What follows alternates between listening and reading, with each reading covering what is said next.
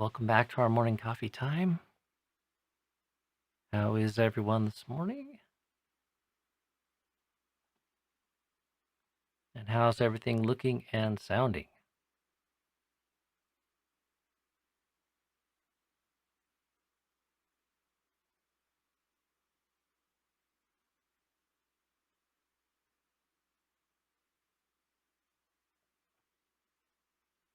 Okay, 2 thumbs up.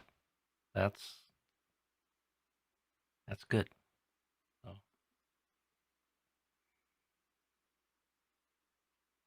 I saw this morning before uh, we went live here and setting things up that there's an extra talk today from Lumpur Viradamo at Tisarana Monastery. So, but it looks like a pre-recorded talk, so not a Zoom. So, and of course, as everyone knows, today we have the fourth talk in Ajahn Sona's series on the jhanas. So, and I see Dantika is here with us today.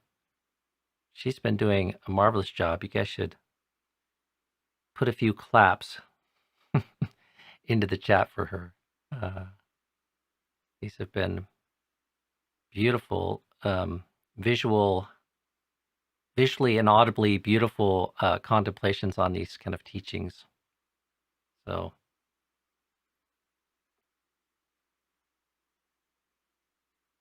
we really appreciate that. Let's see, I did a little screenshot. So we want to look for that today.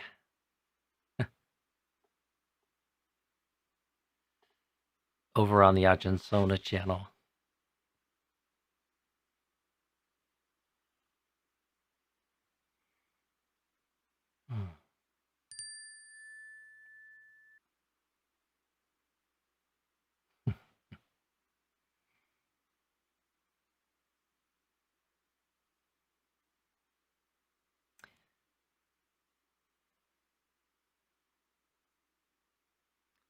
So I see in the chat here, Greg from Portland put something up, question about, I'm not sure exactly what you're asking for, Greg.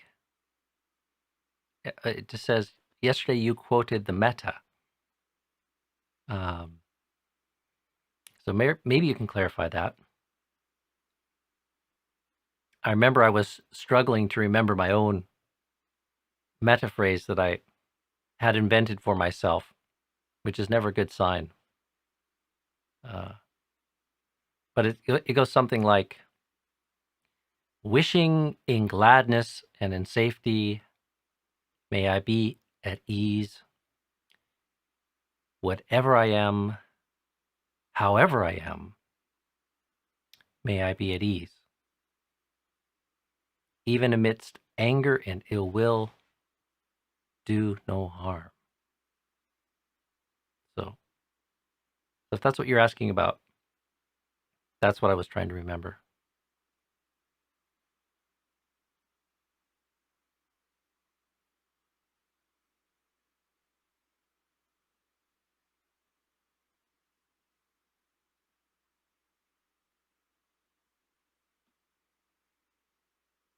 So, and if I missed the point, maybe you can add some clarity there.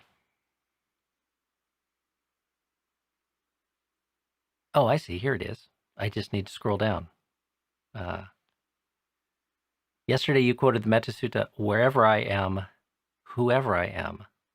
No, it's whoever I am, however I am,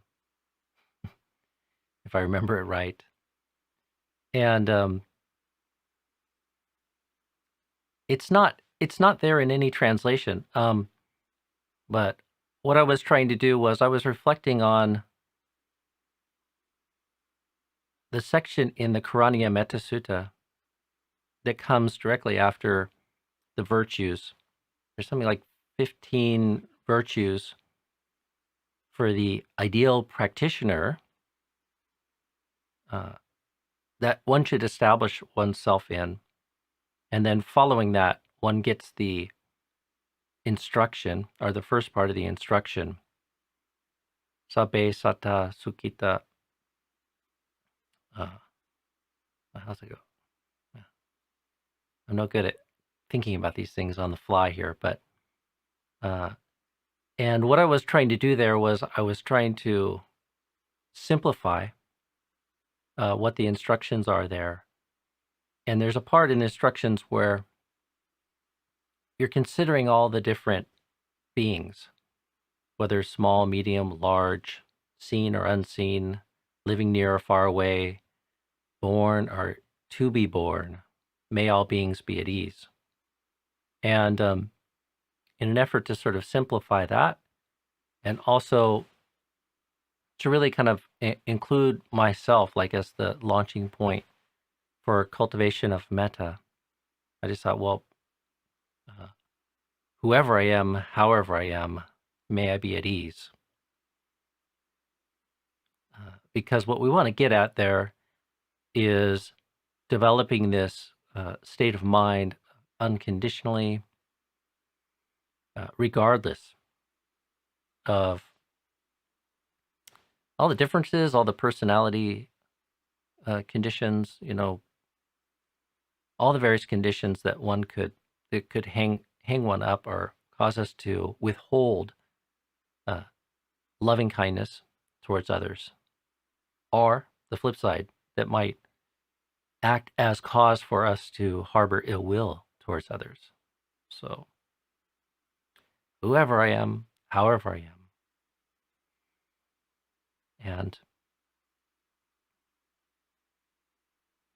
even in our very self, we seem to be many people, or at least that's my experience of it.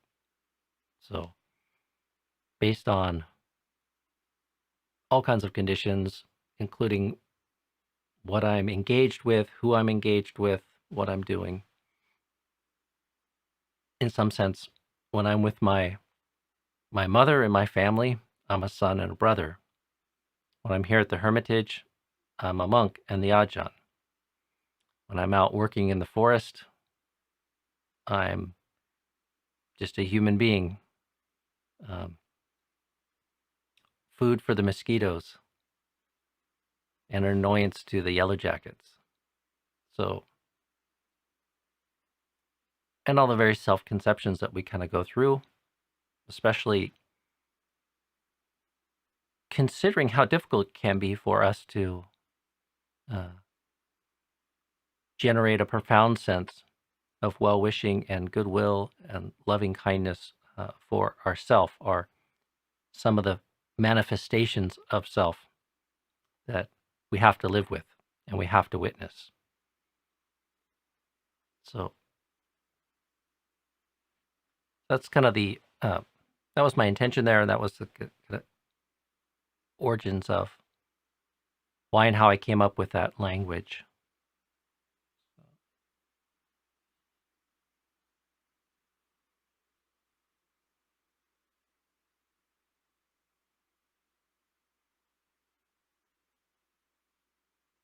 Okay, let me catch up.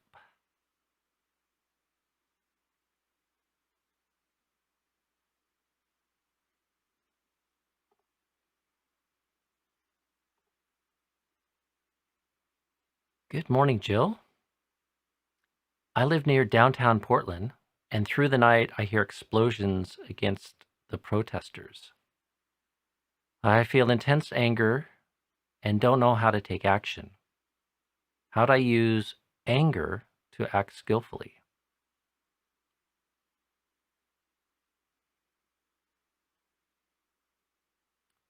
Well, Jill, I wouldn't encourage you to use the anger to act skillfully. I would encourage you to first remove the anger from your experience. So that's the most important, immediate, and skillful thing to do. And you might need to reflect, like, why is this anger provoking?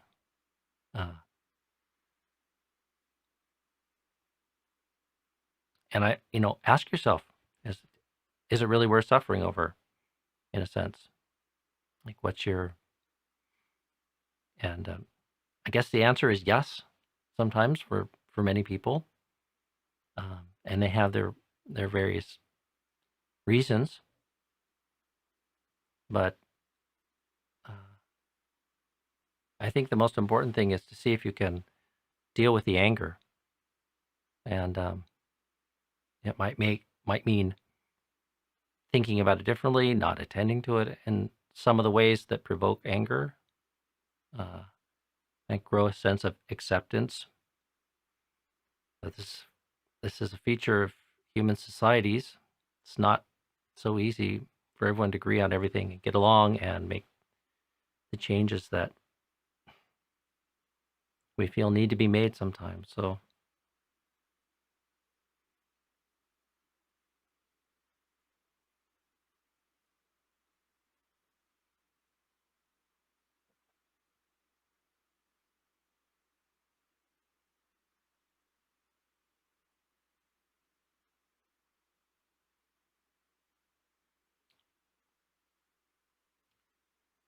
anger might be natural, but it's never justified and it's never skillful. So I would do what you can to remove that. So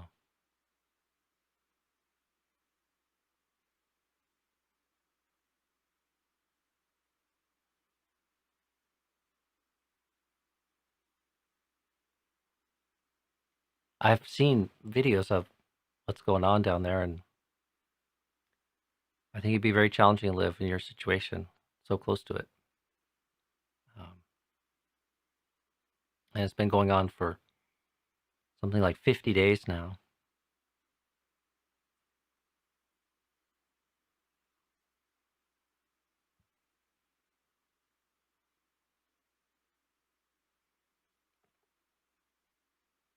Good morning, Eleanor.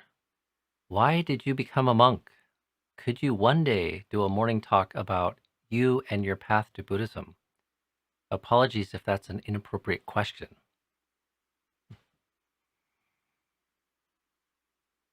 It's not an inappropriate question, and it's one of the questions I've been asked most in my life since becoming a monk some 26, 27 years ago. There's not many monks and nuns in this day and age, especially in many parts of the world, and the ones that do exist are not all that visible. So it's a curiosity for everyone. Even in Thailand, when people see a foreigner and my Caucasian race gives me away as not being Thai. So wandering around Thailand on Tudong, kind of constantly on display, and people want to know, how did this come to be? Where did you come from? Why is it that someone would leave America and come take up the life of a ascetic monastic and do this? The short answer is it was a progress. I was engaged early in my life in a progressive search for truth and happiness, and gravitated towards Eastern teachings, eventually finding my way to theravada Buddhism. And that coincided with a period of my life where I really wanted to explore it quite deeply and was willing to take some time out to do so, and then discovered that opportunities existed to ordain temporarily in Thailand so that one can fully immerse oneself in study and practice. And I thought, great, let's take a couple years to do that and see where it goes. See if it works out. See if there's anything to it, and see if I have the capacity to make anything of it. And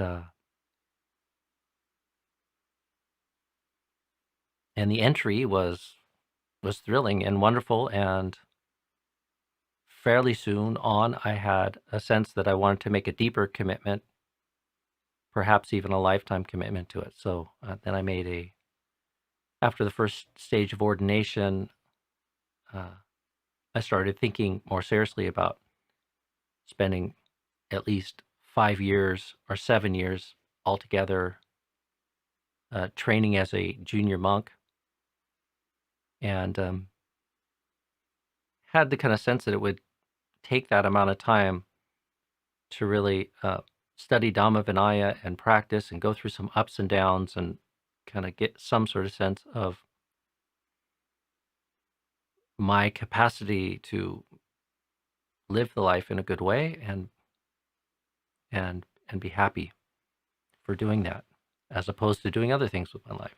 So, and I happened to land in a very good monastery in the northeast of Thailand and got very good training, which at the time I didn't realize is how rare that is and how difficult it is to find such opportunities. So I feel just enormously grateful that I found my way to Wat Pananacha and the Ajahn Chah tradition, and Lumpur Pasano, who's the senior monk at our home monastery here in America of Abhayagiri Monastery, was the abbot at the time. So I was thrice lucky. I found myself in an Ajahn Chah monastery, which turned out to be very good, and at Wat Nanachat, which was just the most excellent opportunity to study, train, ordain. And I was under the guidance of Lumpur Pasana, who's really one of the foremost Western disciples of Ajahn Chah, who's trained and taught many, many people. So that's the short story. I really should do like a video or a book or something. Every time I tell the story, it's a little bit different, but that's what stories are. Not that I'm trying to embellish, but one of the most popular books, I think, that was produced like early on when our Sangha started producing English language books was a book called Seeing the Way. And I think it's still available as a PDF if people want to look it up online, but it has a brief biography of a lot of the first generation, what I call the pioneer generation of non-Thai Ajahn Chah disciples. Most of them are from Western countries, England, America, Germany, Australia, New Zealand, but there was also a Japanese monk. Trying to think, there might be a Thai monk in there too, but I don't think so. I think it's just the foreign monks.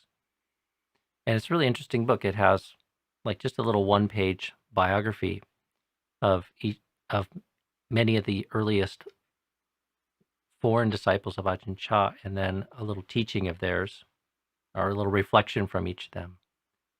And I think this is such a curious thing. Like, how is it that somebody comes to this teaching and this lifestyle, having been born in a different time, a different place, different culture? So, and there was an attempt to do a second version, or there was a second version done of that, done in a slightly different style. So I've often thought it would be a good project to update that, especially as many of the people in that book have gone through all kinds of transformations. Some of them didn't spend their whole life as monks.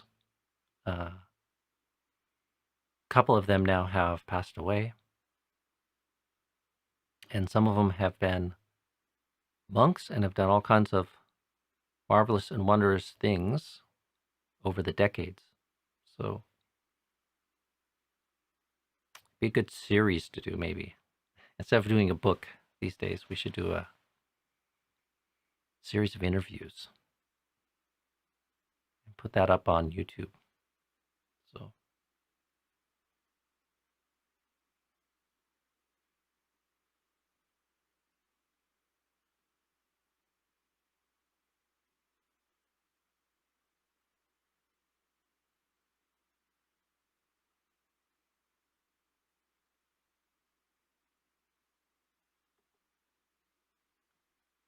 Good morning, Stan. Why should we accept authoritarianism and oppression?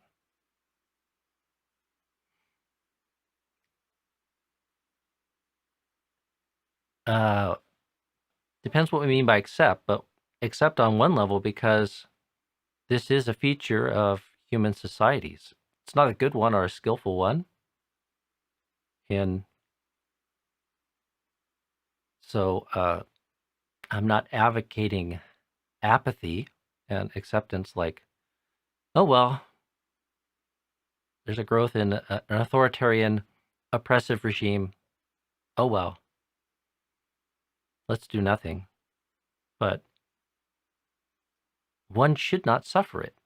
So one should see it for the unskillful, whatever's unskillful in it, and the potential for harm and human suffering, and ask oneself, what's my role, or what can I do, or what can be done?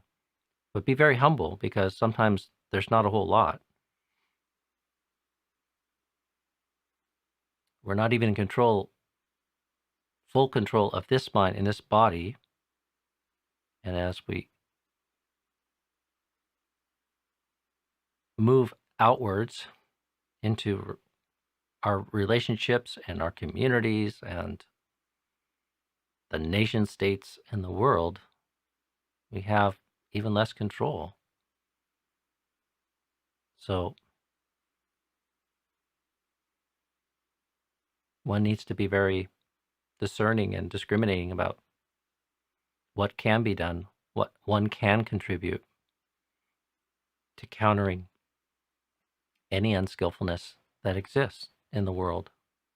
But also one needs to balance that with a clear-sighted sense of the limitation.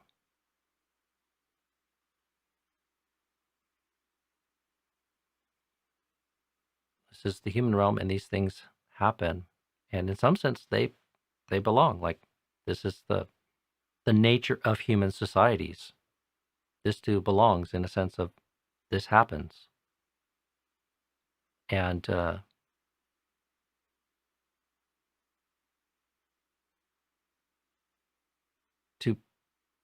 posit an alternate and very idealistic vision for life on Earth and human societies is not wrong, as well as we like hold it appropriately, like understanding maybe the seeming impossibility of it, but seeing it as an expression of the ideal of human societies and human skillfulness. And so, striving to work for that, but realizing that ultimately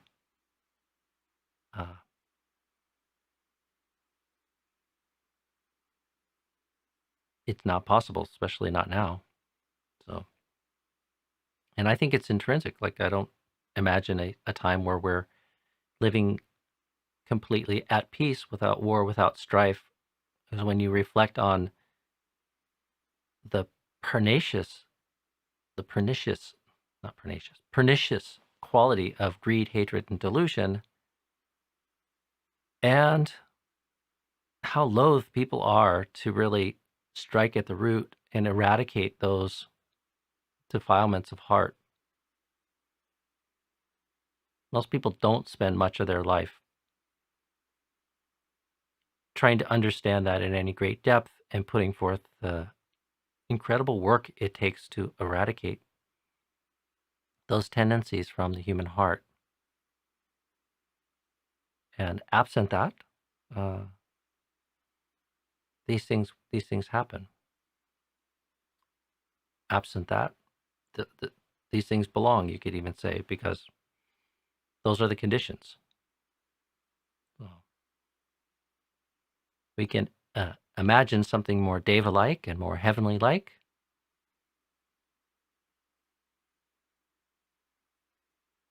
Where we only have very subtle forms of greed, hatred, and delusion.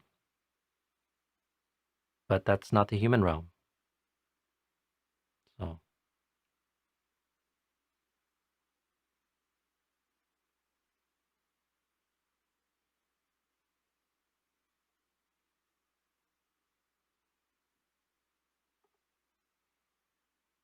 Hi, Kari. I'm new to practice and wonder if monks ever become politically involved as they did during the Vietnam War years. Black Lives Matter comes to mind. There's a strong tradition for monks not to be politically involved, dating back to the time of the Buddha. But a lot of time has passed since then and now, and there's incredible diversity in the Buddhist world. And so some monks do get involved in various things.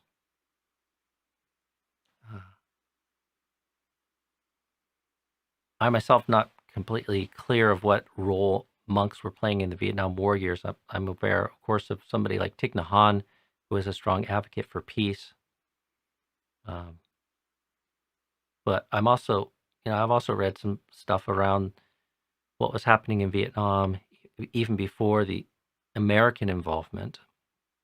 And a lot of what was happening there was countering the persecution that Buddhists were experiencing under their government. So some of the imagery that people have seen from that era was not so much about the war that later we came to know, but protesting against horrible religious discrimination and oppression that was happening within Vietnam. So, but if you look to the suttas, the monastics are taking a step back from being a householder, and part of what it means to be a householder is to be a full citizen, in the sense that one is participating in all of the civic duties and everything like this. The monks are kind of stepping back from that for a number of reasons. One, so they can focus and deepen their focus on spiritual life, but they are homeless. They're moving around. They're not, especially in the earliest days, a sedentary or fixed full member of the community. I mean, they fit into the whole of society, but they're not like a resident of a particular village. And they might even be a resident of a particular state in the very earliest Buddhist times. And so it's, it seems clear from studying the Vinaya and the suttas that it was deemed inappropriate. And the sense in Thailand is that monks shouldn't be involved in politics. It's not to say that sometimes they don't get involved, and I've seen a trend towards that in the latest years, maybe the latest decade or more, as Thailand's had a very protracted political crisis for that time period. So, but I appreciate the fact that monks aren't involved for the most part in Thailand, especially forest monks, because you see how easily it takes up all the air in the monastery. Politics is such a sticky game. Views and opinions, division, factionalism, and it's easy to destroy and squander all your time and energy that could have been invested in striking at something deeper and more fundamental, such as the eradication of greed, hatred, and delusion. So, and there's so little of that going on in the world that I think there is a place for deep practice, a place for monasteries, a place for monks and nuns in the world to absent themselves from some of the political concerns and civic responsibilities that are rightfully held with a householder or an average citizen. So, and we strive to be politically neutral so that it doesn't compromise people's ability to draw near the teachings and near the offerings that the Sangha kind of brings into the world and the communities which they live in relationship with. So,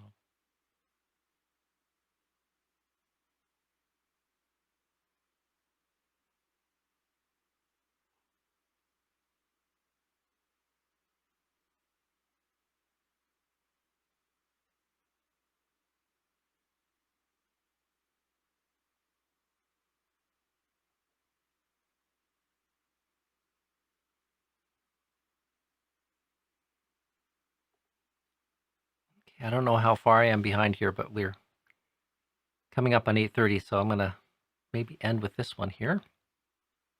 Scott, the knower of the worlds. So in our morning chanting, in the homage to the Buddha is said to be the knower of the worlds. What are the worlds? So I'm not sure of the exact Pali there, but my immediate kind of sense for what that's pointing to is probably cosmological, sort of like the Buddha understands like all the various realms of beings and existence. Because in some of the expressions of his enlightenment,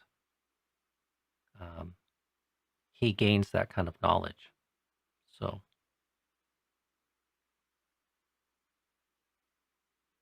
to me, the more interesting one is this world, this very fathom-long body. And the Buddha knows that and understands that.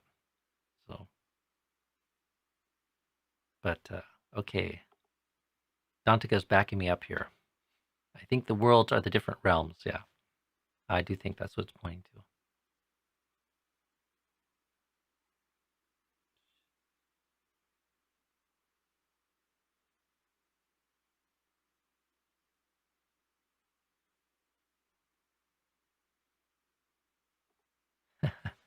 Yeah, Seeing the Way.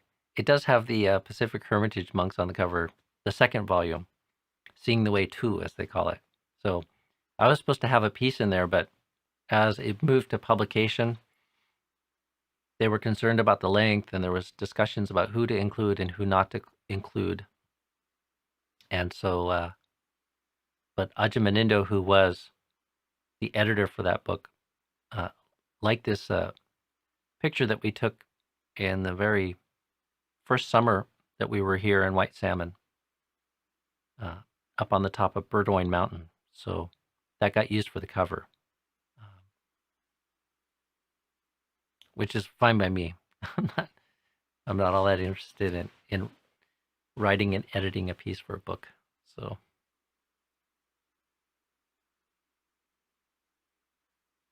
okay, I'm going to leave it at that. And if I didn't get to your questions, come back again tomorrow. Or maybe Tuesday, because tomorrow we're going to have Ajahn Sona if everything works out. So don't forget 1 p.m. Ajahn Sona's new video premieres, and then tomorrow at 8 a.m. with good fortune, we'll have him here on the morning coffee time to answer questions. And I hope it goes at least as well as it did last time. That was a real treat. So, okay, be well, friends, and we'll see you tomorrow. Have a good day.